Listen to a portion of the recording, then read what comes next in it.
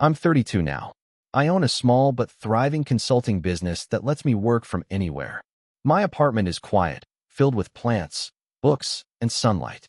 I've got no debt, a healthy savings account, and for the first time in my life, I don't wake up feeling like I'm suffocating. But the path here wasn't pretty. The truth is, I was raised like a bill. That sounds ridiculous when I say it out loud, but it's the most accurate way to describe it. From as far back as I can remember, my parents framed everything they did for me as an expense I'd have to reimburse someday. Clothes? Don't forget how much those cost. Food? You think groceries pay for themselves? A roof? Wait until you see what rent costs. They said it with this performative, sighing tone, like every dollar spent on me was a wound they suffered. And as a kid, I believed them. I swallowed the guilt like it was oxygen. My earliest clear memory of this was when I was about 7. I'd spilled orange juice on the carpet, and my dad grabbed me by the arm, dragged me to the stain, and hissed, "Do you know how much this carpet cost? More than you're worth." Then he went to get paper towels, muttering under his breath about how he should have never had kids if this was the return on investment. I didn't even cry. I just froze. It was the first time I thought, maybe I shouldn't be here. Maybe I'm too expensive. My mom wasn't better. She wielded guilt like a surgeon's scalpel. If I asked for school supplies, she'd sit me down and go through the family budget out loud, pointing to the electric bill, the mortgage, the groceries. "Do you see this, Daniel?" she'd say, tapping the page with her pen. "This is what it takes to keep you alive. Every bite of food, every pencil you break, every time you turn the lights on. It's all money we could have spent on ourselves. But we sacrifice for you. Don't you ever forget that." And I didn't. Oh, I really didn't. By middle school, I had internalized this running ledger they kept. When teachers handed out permission slips for field trips, I wouldn't even bother asking. I knew the answer already. Too expensive. You'll pay us back someday anyway. When I outgrew clothes, I wore them until the fabric literally tore because I couldn't stomach the thought of costing them more. There's one night that stands out above the rest. I was 14, it was dinner, and my dad had this habit of turning meals into accounting lectures. He started rattling off numbers. The cost of the mortgage, the average grocery bill, how much electricity a teenager supposedly used. Then he turned to me and said, "By my estimate, you owe us at least $50,000 already. That's a debt, son. One day, you're going to pay it back. Don't think you're walking out of here for free." I nodded. Because what else could I do? I didn't even process how insane it was that a parent could look at their kid and see an invoice. The emotional toll of living like that was hard to explain to anyone outside the house. I had friends, but I never let them come over. I didn't want them to hear my parents talking about me like I was a bad investment. I never asked for birthday parties, never asked for Christmas gifts. Every holiday was just another reminder that I was supposed to be grateful for whatever crumbs they decided to throw me. Sometimes I'd hear other kids complain about their parents being strict, and I'd just smile tight-lipped. How could I explain that my parents weren't strict? They were creditors. That love in my house came stapled to an invoice. I carried that ledger in my head everywhere. Every bus ticket they bought for me. Every dentist appointment. Every goddamn sandwich in my lunchbox. It all went on the mental balance sheet, and I felt smaller every day under the weight of it. By the time I was 16, I knew I had to get out. Not someday. Not after college. As soon as humanly possible. My survival depended on leaving.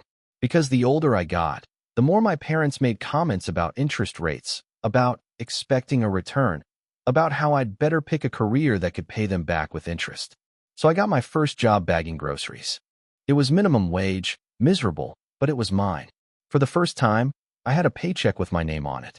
My parents immediately told me to hand over most of it for room and board, but I squirreled away whatever I could.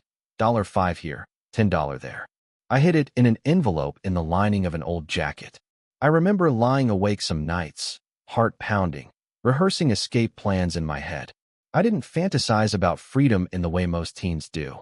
My fantasies were about breaking even, about paying off this mythical debt and being allowed to breathe without someone reminding me how expensive I was. That was the dream, neutrality, zero balance. But dreams are slippery. Reality is jagged. And the path from that suffocating house to where I am now was paved with long shifts, skipped meals, and nights where I doubted I'd ever actually crawl my way out. This is the story of how I did. and how I finally closed the ledger my parents spent their lives writing in red ink. I left home the week after my 18th birthday. It wasn't a dramatic movie moment with yelling or slammed doors. It was quiet. I'd been working part-time at the grocery store for 2 years, had scraped together maybe $1,200 in my hidden envelope, and I told my parents I was moving into a crappy room I found through a coworker. My dad didn't even look up from the TV. He just grunted, "Good. That means you're finally going to start paying us back." My mom smiled in that thin, triumphant way of hers. "Don't think you're free, Daniel. We kept track. Every receipt, every dime. You're already in the hole for more than you'll ever make at that job." I didn't argue. I just nodded, packed the thrift store duffel bag I'd bought with my own cash, and walked out. I remember standing at the bus stop with that bag, the summer air hot and thick, my heart hammering. I didn't feel free. I felt like I'd just stolen something, stolen myself, from creditors who'd be hunting me down. The room I rented was a shoebox in the basement of a rundown house. The ceiling leaked when it rained, and there was mold on the walls. I shared a bathroom with 3 other people, but it was mine. No one barged in, no one made me recite what I owed. I worked every shift I could get at the grocery store. When my manager noticed I was willing to take night shifts no one else wanted, he started giving them to me. The pay was still miserable, but I kept stacking those hours. My meals were instant ramen, day-old bread, peanut butter, and bananas. I'd sit on my mattress on the floor, spooning peanut butter out of the jar and telling myself it was temporary. College felt like a pipe dream. My parents had made it clear they weren't going to help, except to say they'd let me pay them back faster if I skipped school and went straight to work. But I applied for financial aid on my own, filled out the FAFSA forms on the library computer, and when the acceptance letter from a local state college came, I cried in the library bathroom. It wasn't glamorous. I couldn't afford campus housing, so I kept my moldy basement room. I biked to classes during the day, worked at night. Sometimes I'd leave a closing shift, ride my bike across town in the freezing dark, collapse into bed for 3 hours, and then drag myself to an 8 a.m. lecture. My GPA was okay, not stellar, but steady. Meanwhile, my parents called constantly. Or rather, they demanded. They'd leave voicemails. "Don't forget who's responsible for you even being alive. You should be sending money home, not wasting it on books. You're racking up debt with us every single day. You're ungrateful." At first, I answered, trying to defend myself, trying to reason. But every call ended the same way, with them reminding me of the ledger. Eventually, I stopped picking up. I worked, I studied, I saved. There were nights when I thought about quitting. Nights when exhaustion hollowed me out and I'd stare at my peeling basement wall, convinced my parents were right, that I'd never get ahead, that I'd always be paying for my own existence. But then there were moments of pure stubborn fire. Like the day I got my first raise at the grocery store, just a small bump above minimum wage. I remember looking at the stub and whispering, "Mine. This is mine." Or the day I aced a paper I thought I'd fail, and my professor wrote in the margins, "You've got a sharp mind. Don't waste it." I cut that comment out and taped it above my mattress. Every time I thought about quitting, I looked at it. The grind lasted years. I graduated with a degree in business administration. Not glamorous, not Ivy League, but mine. I walked across that stage alone. My parents didn't show up. By then, we weren't speaking. And honestly, it was better that way. After graduation, I landed an entry-level position at a small consulting firm. Nothing big, but it was steady. I wore the same thrift store suit to every meeting. I stayed late. I asked questions. I offered to take on projects no one else wanted. People noticed. Slowly, I started climbing. All the while, the idea of the debt hovered in the back of my mind. It didn't matter how much I saved, how far I got. I felt like a fugitive with a bounty on my head. I pictured my parents lurking, waiting to demand their repayment in full. There was one especially brutal winter early in my career. I was living in a 1-bedroom apartment by then, scraping by. I got pneumonia but couldn't afford to miss work. I dragged myself to the office every day, shivering, coughing, terrified I'd lose my job. I remember sitting at my desk one night long after everyone had left, staring at spreadsheets through fever haze, and thinking, I'm killing myself just to break even with ghosts who'll never be satisfied. That was when the shift began. That night, I realized something. No matter what I did, my parents would never look at me as anything other than debt. I could hand them every paycheck for the rest of my life, and it wouldn't be enough. The ledger would always grow. So if I was going to survive, I had to flip the script. I had to stop living as their debtor and start living as my own person. It wasn't instant. It wasn't like a light switched on. But from that night forward, my focus sharpened. I stopped picking up their calls completely. I stopped checking the family Facebook. I let the guilt calls go to voicemail and deleted them without listening. Instead, I poured every ounce of energy into my work. And it paid off. By 27, I'd moved firms twice, each time for better pay and a higher title. By 30, I'd founded my own small consultancy, helping mid-sized companies streamline operations. The business grew faster than I expected. Clients liked my obsessive attention to detail, the fact that I didn't sugarcoat numbers. Ironically, the same ledger mind my parents poisoned me with became the tool that built my freedom. I was, for the first time in my life, truly independent. No debts to anyone but myself. Except, of course, the debt they still thought I owed. And that's where the idea of revenge took root. Not petty revenge, not shouting matches or social media blasts, but something quiet, precise, mathematical, the same way they taught me to think. By the time I hit 30, my life looked nothing like the one my parents predicted. They always said I'd be a screw-up, forever broke, crawling back to them begging forgiveness. Instead, I was running a business with steady clients, working from an apartment that was actually comfortable, and finally breathing without guilt strangling me. But the ledger never really went away. It wasn't just in their voices, it was in mine. Every time I bought something for myself, there was this whisper, "Do you really deserve this? Don't you still owe them?" And that whisper pissed me off more than anything else. So one night, sitting at my desk with a glass of whiskey, I opened a spreadsheet. At first, it was just a joke to myself. Fine, let's settle the damn debt. But as I typed, the joke hardened into something sharper. A plan. I started by researching the USDA's annual cost of raising a child reports. They publish estimates every year, broken down into housing, food, transportation, healthcare, education, clothing. I pulled reports from the years covering my childhood, 1990 through 2008, and copied the numbers. I adjusted for inflation using Bureau of Labor Statistics calculators. Then I opened another tab and started plugging in actual data I remembered from my parents. Old house prices in our neighborhood, average utility bills in our county, grocery costs. I cross-checked with archived newspapers and government data. I wasn't sloppy about it. I was meticulous, line by line, month by month. Rent share attributable to me, calculated as 1/3 of the mortgage divided by 3, me, mom, dad. Food, averaged from USDA moderate cost meal plans, adjusted for my age each year. Clothing, averaged from national expenditure surveys, plus a modest allowance for shoes. School supplies, I remembered exact prices for things I begged for and didn't get, but I put the national average instead, no padding. Healthcare, I looked up historical insurance premium averages and added a proportional child share. And then, because I knew they'd love this, I added interest. A conservative 5% compound rate, just like Dad always warned about. The final number staggered me. It was huge, of course. Raising a kid is expensive. But seeing it all neatly tallied, with receipts, citations, adjustments, it was also cold. Clinical. A life reduced to numbers in a ledger. Exactly the way they wanted me to think of myself. I stared at that spreadsheet for hours. At first, it made me sick. Then it made me laugh. Because here was the irony. After years of scraping and climbing, I could actually afford to pay it. Not in installments, not over decades. In full. One clean transfer.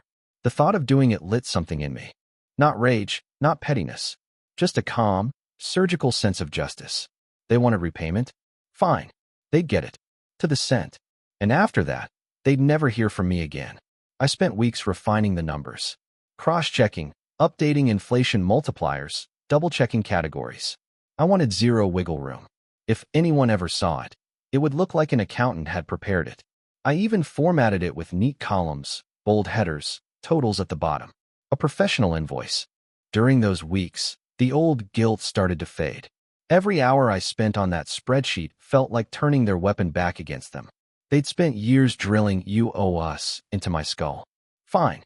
I'd owe them. Exactly what the math said. Not a penny more. Meanwhile, they hadn't stopped trying to claw back into my life. They'd leave voicemails every few months. "We heard you're doing well now. Time to remember your debts. Or, when are you going to help us with the mortgage? Don't you think we earned that? Always in that same entitled, sneering tone. I never responded, but I saved the voicemails in a folder. Evidence. Reminders.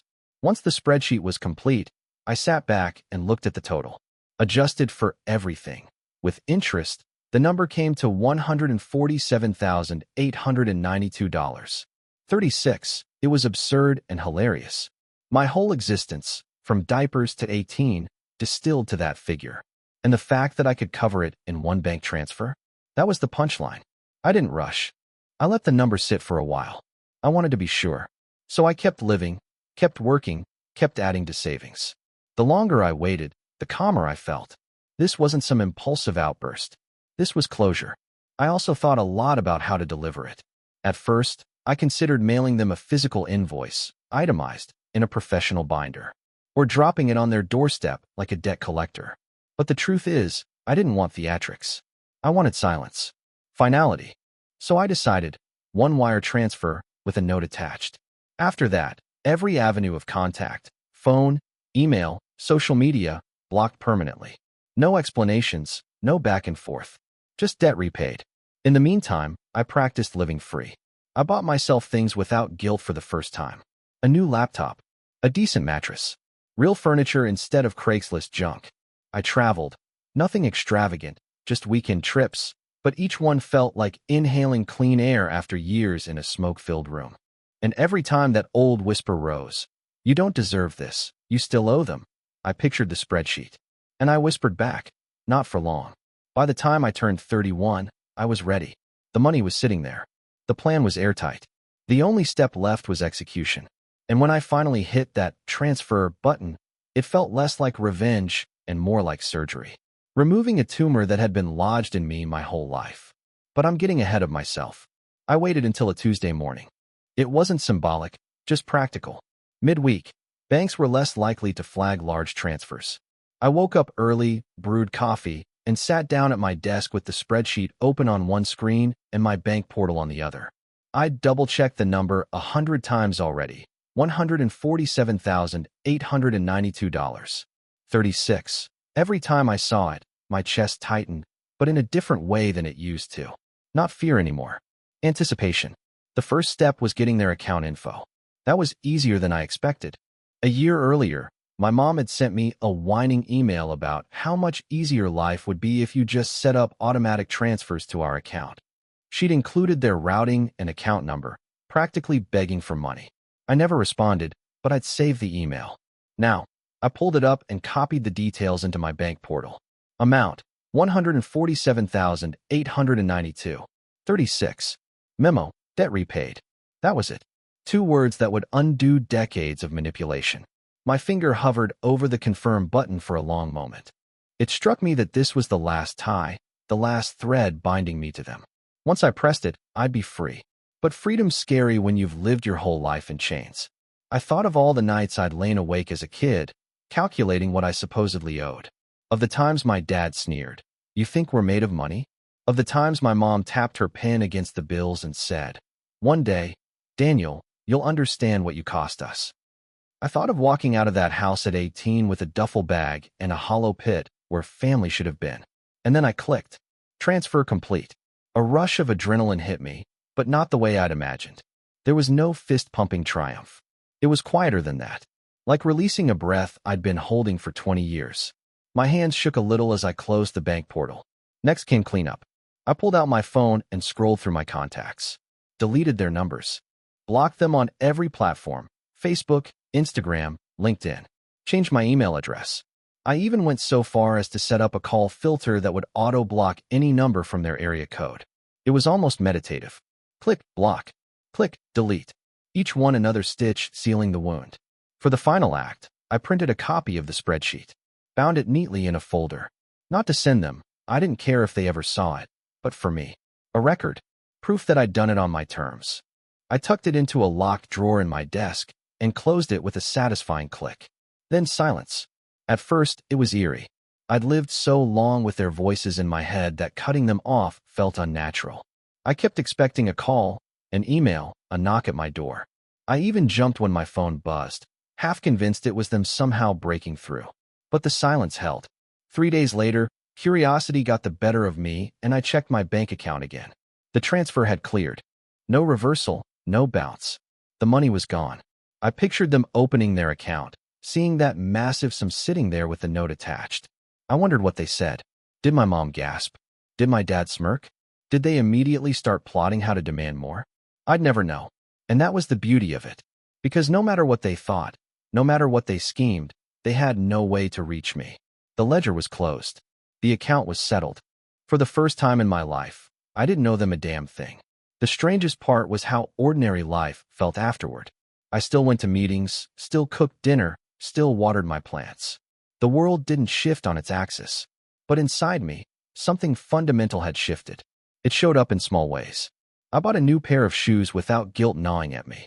I sat down at a restaurant alone, ordered a steak, and savored every bite without hearing my dad's voice muttering about the cost.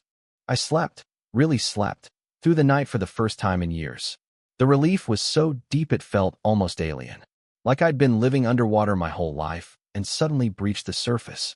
And I realized this was the revenge. Not the money, not the note, not even the silence. It was the fact that I'd walked away whole, that they couldn't touch me anymore, that their voices, once deafening, were just echoes now. Still, I'd be lying if I said I didn't replay the scene in my head sometimes. Them staring at the transfer, realizing I'd given them exactly what they demanded, and nothing more. No phone call, no visit, no reconciliation. Just a cold transaction, the same way they'd always treated me. I pictured my dad fuming, my mom wringing her hands, both of them waiting for the follow-up call that would never come. The idea made me smile, a sharp little smile I didn't recognize on myself. That smile stayed with me, because for once, the balance was in my favor. The first week after the transfer was silent. I half expected my phone to blow up, some desperate attempt to break through the blocks, maybe even a letter shoved under my apartment door. But there was nothing, just quiet. It was almost unnerving. I'd lived my whole life with their voices filling every crack of silence. To have it suddenly cut off was like walking into an abandoned house where the furniture's still warm. At night, I'd lie awake, not in dread, but in disbelief. This is it? It's actually over? But of course, people like my parents don't go quietly. 2 weeks after the transfer, I got an email from an address I didn't recognize. Subject line, ungrateful. The body was short, almost comical in its predictability. So this is how you repay us? With a cold note and disappearing act? After all we sacrificed? You think money covers what we gave up for you? You'll regret this, Daniel. We're your parents. That means we'll always be owed more than this. Always. I didn't reply. I blocked the address. But I sat there staring at the screen for a long time. My chest wasn't tight. My hands weren't shaking. For once, their words landed like dull stones thrown at a brick wall. No impact. Just noise. A month later, another attempt, this time a letter. They hadn't been to my apartment, thank God, but they sent it to my business address, which is public. Same script, different medium. You don't understand what family means. We could have thrown you out, but we didn't. You think that spreadsheet makes us even? You'll see. One day you'll come crawling back. The irony almost made me laugh. They were still trying to weaponize the same tools: guilt, debt, entitlement. But the weapon was dull now. I had already cut the cord. I shredded the letter, tossed it in the bin, and went back to my work. That night, I poured myself a glass of whiskey and realized something. The silence wasn't just the absence of their voices. It was the presence of my own. For the first time in my life, I was allowed to narrate my own story without their commentary. And it showed up in ways I didn't expect. Take my apartment. Before the transfer, it was neat but impersonal. White walls, minimal furniture, nothing that felt like me. I'd always been afraid to invest in comfort because some voice in my head whispered, "You don't deserve it." But after the transfer, I started making it mine. I bought art I actually liked, not just cheap prints. I filled the place with plants. I started cooking real meals, not just fuel. Or take relationships. I'd always kept people at arm's length. It was hard to trust when the people who were supposed to love me treated me like an invoice. But with the ledger closed, I found myself opening up more, letting friendships deepen, even dating without the constant fear of being too much or too expensive. It wasn't all smooth, though. Trauma doesn't just evaporate because you wire money. There were still nights when I woke up sweating, convinced I'd missed some hidden clause in the contract of my life. Still moments in the grocery store where I hesitated over buying a nicer cut of meat, hearing my dad's voice in my ear. But now, when those moments came, I had an answer. Debt repaid. The words became a mantra, steady and grounding. Meanwhile, my parents didn't stop trying. Every couple of months, a new attempt slipped through the cracks. Different emails, letters sent to the business address, even a voicemail left through the office line. Always the same tune. Bitterness, outrage, endless hunger for more. What shocked me wasn't their persistence. It was how little it mattered to me anymore. I'd read the first sentence, feel nothing, and hit delete. I wasn't angry. I wasn't scared. Just done. And the more I ignored them, the more I noticed something else. The balance of power had flipped. For years, they'd kept me shackled with that imaginary debt. Now I'd paid it off, and they were the ones chasing me, trying to reopen a door I'd locked. It was intoxicating in its simplicity. For so long, they'd controlled the narrative. Now, the story was mine. One afternoon, about 6 months after the transfer, I was at a cafe working on a client report when I overheard a dad at the next table with his young daughter. She spilled her hot chocolate all over the table, and I braced instinctively for yelling. But instead, the dad just laughed, grabbed napkins, and said, "Don't worry, kiddo. Accidents happen." The little girl smiled, shy but safe. I sat there with my coffee cooling in my hands, watching, and felt something twist inside me. That's what parenting should have looked like. Not ledgers, not invoices, not debt, just care, just love. And instead of bitterness, I felt free, because I finally understood that what I grew up with wasn't normal or deserved. It was abuse. And by closing the ledger, I'd refused to carry it forward. That realization was worth more than any dollar figure. In the year that followed, my business grew faster than I expected. Clients referred other clients. I hired 2 employees. For the first time, I took a real vacation, a week in Italy, wandering through old streets, eating food that would have horrified my parents with its price tag. I stood in front of the Colosseum and laughed out loud, startling a group of tourists. Because in that moment, I felt like I'd finally won. Not because of the money, not even because of the revenge, but because I was living a life that wasn't measured in debts and repayments. A life that was mine. The attempts from my parents dwindled eventually. I think they realized the silence was permanent. Maybe they cashed the transfer and stewed in their bitterness. Maybe they told themselves they'd been right all along, that I was ungrateful. I'll never know. And I don't care. Because the truth is, the silence is louder than their words ever were. And in that silence, I've found peace. Still, sometimes I pull out the folder with the spreadsheet and look at it. Not out of anger. Not even to gloat. Just as a reminder that I survived. That I turned their weapon into my freedom. That the ledger is closed. And every time, I feel the same quiet, steady certainty. I don't owe them anything. Not anymore. Not ever.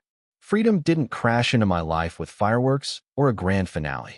It seeped in, quietly, like sunlight through blinds I'd never opened before. I didn't wake up one morning and think, I'm healed. But I noticed, little by little, that the weight was gone. I'd go grocery shopping and realize I wasn't doing mental math against some imaginary debt. I'd order dessert at a restaurant without guilt dripping into every bite. I bought a new couch, soft leather, absurdly comfortable. And when I sat on it for the first time, I caught myself waiting for the voice in my head to whisper, "How dare you spend money on yourself?" But it never came. Instead, there was just silence. The business became my focus, but not in the desperate way it used to be.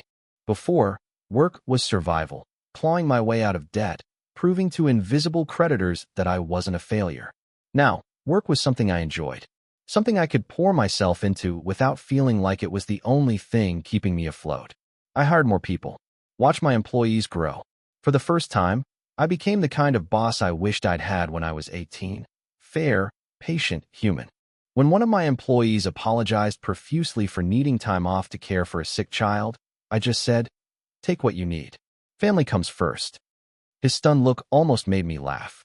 I understood it too well, the fear of being punished for costing someone else money. But I wasn't my parents, and I never would be. I started to build relationships in a way I'd never allowed before. Friends became more than casual drinking buddies. They became people I could call when I needed to talk. I let them see the cracks, the scars. And instead of recoiling, they stayed. Dating, too, shifted. For years, I carried this fear that I'd only ever be a burden to anyone who got close. That eventually, they'd see the ledger I carried and decide I wasn't worth the cost. But without the ledger hanging over me, I could finally show up fully. I could take someone out to dinner and not calculate what that cost said about me. I could give gifts without keeping score. It wasn't perfect. Trauma rarely leaves you spotless, but it was real. One evening, I was cooking dinner with someone I'd been seeing for a few months.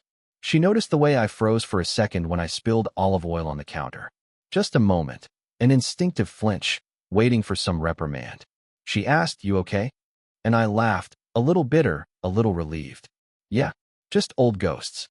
She didn't press. She just wiped up the spill and kissed me on the cheek. And I realized, love doesn't keep score. Love doesn't tally mistakes against you. That thought hit harder than anything, because it showed me what had been missing all along. Meanwhile, my parents' presence in my life dwindled to nothing. No more letters, no more emails, at least none that reached me. I think they finally realized the door was shut for good. Sometimes I wondered what they did with the money. Did they blow it on vacations? Pay off debt? Hoard it as proof they'd won? It didn't matter. Because whatever they did, it wasn't my problem anymore. And that was the most liberating realization of all. Their choices, their lives, their bitterness, it had nothing to do with me. I wasn't their investment. I wasn't their debt. I wasn't their possession. I was just me. The irony was that in trying to turn my life into a balance sheet, they'd unwittingly given me the very tools to break free. That spreadsheet, that cold calculation, had been their language. And by mastering it, I'd silenced them. There were still echoes, sure. Trauma doesn't vanish. Sometimes, when I was especially tired, I'd hear my dad's voice in my head, dripping with disdain. "You're nothing without us." But now I had an answer. A calm, steady voice of my own that said, "I'm more than you ever imagined. And I'm free." I started journaling during this time, something I'd never done before. Page after page poured out. Memories of orange juice stains, of bills slammed on the table, of nights spent calculating what my existence cost. And then, alongside those, the victories. My first paycheck, my first apartment, the transfer. Reading back over those pages, I saw the arc of my life clearly for the first time. Oppression to struggle to independence. It wasn't just survival, it was triumph. One entry I wrote sticks with me. The ledger is closed. But I'm still writing. And now, it's mine to write. That became my philosophy. Every decision I made, every small joy I allowed myself, was another line in a new ledger, one measured not in debts, but in experiences. A weekend trip to the coast. A spontaneous concert. A quiet evening reading on my new couch with a glass of wine. None of it owed. All of it mine. And with each of those experiences, I noticed something else. The bitterness faded. I wasn't walking around angry at my parents anymore. I didn't fantasize about them suffering. I didn't need to. The silence was punishment enough. The fact that I was living fully, while they stewed in their endless hunger, was victory enough. The real revenge wasn't the transfer. It was the life that came after. It's been almost 2 years since I hit that transfer button. Sometimes it feels like a lifetime ago, other times like it just happened yesterday. But what surprises me most is how little space my parents occupy in my head now. They used to be everywhere. In my choices, in my fears, in the whispers that kept me up at night. Every step I took, I measured against their ledger. Even after I left home, even when I thought I'd shaken them off, the debt lingered. It was like dragging chains that no one else could see. Now, when I think about them, it's like remembering characters from a book I once read. Their voices aren't sharp anymore, just faint echoes. Their house, once a cage, feels like a place in a different world. That's what freedom looks like. Not just distance, but irrelevance. The irony of it all still makes me shake my head. They spent decades hammering into me that I was nothing but a balance sheet, an expense, a future repayment plan. They thought that would break me down, trap me forever in their control. And in a way, it did shape me. It taught me how to calculate, how to plan, how to survive. But it also taught me what not to be. I didn't just survive their ledger. I weaponized it. I turned it into the scalpel that cut me free. Sometimes I wonder how they tell the story now. If they tell friends or relatives, do they say, "Our son abandoned us after we sacrificed everything"? Do they paint themselves as martyrs, heroes who raised an ungrateful child? Probably. But here's the thing. Their version doesn't matter anymore. They don't get to write my story. For a long time, I thought closure would come from hearing them apologize. Some admission that what they did was wrong. But I've realized that apology was never coming. And I don't need it. Closure came the moment I paid them back and walked away. There's a box under my bed now where I keep some of those old journals, a few photos, and the spreadsheet. I don't open it often, but when I do, I don't feel pain anymore. I feel clarity. Proof that I lived through it. Proof that I ended it on my terms. Proof that the story didn't end with me chained to their ledger. It ended with me writing my own. And the life I'm writing now is rich in ways money can't measure. On Sundays, I go hiking with friends. We joke, we share snacks, we take photos at the top of hills where the air is clean and sharp. No guilt, no tally. Just laughter echoing against the trees. Sometimes I'll splurge on a ridiculous meal. Truffle pasta, aged wine. And I savor it slowly, not because it's expensive, but because it's mine. And when I look at the people around me, the friends who stick by me, the woman I'm slowly letting into my life, I see love that isn't transactional. Nobody is keeping score. Nobody is waiting to slap a bill on the table. It's given freely, received freely. That's the thing my parents never understood. Love isn't a loan. It isn't a business deal. It isn't something you use to trap someone in your orbit. Love is unconditional, or it isn't love at all. And that realization, more than the money, more than the revenge, is the closure I needed. I used to think my story was about debt. Now I know it's about freedom. About how sometimes the only way to win against people who treat love like a ledger is to give them exactly what they demanded, and then walk away with nothing left to tie you down. The best part is that I don't feel anger anymore. I don't fantasize about their downfall. I don't sit around wishing they'd suffer. Because their suffering isn't my business. My business is living. My business is joy. My business is building a life where the voices in my head aren't theirs anymore, they're mine. A few months ago, I stood on the balcony of my apartment as the sun set, casting everything in gold. I had a glass of wine in hand, music playing softly in the background, and for a brief, startling moment, I realized I felt light. Not the forced optimism I used to fake. Not the fleeting high of survival, but real, steady lightness. And I thought, this is what it means to be free. This is what it means to own nothing. So here's my confession, my off-my-chest moment. I don't hate my parents anymore. I don't love them either. I don't feel anything for them at all. They're just people who once held power over me and lost it. What I feel now is gratitude, not for them, but for myself. For the kid who had $5 bills and a jacket lining. For the teenager who left with a duffel bag. For the 20-something who clawed his way through night shifts and pneumonia. For the 30-year-old who wired away $147,892. 36 with a two-word note. I'm grateful to myself for surviving.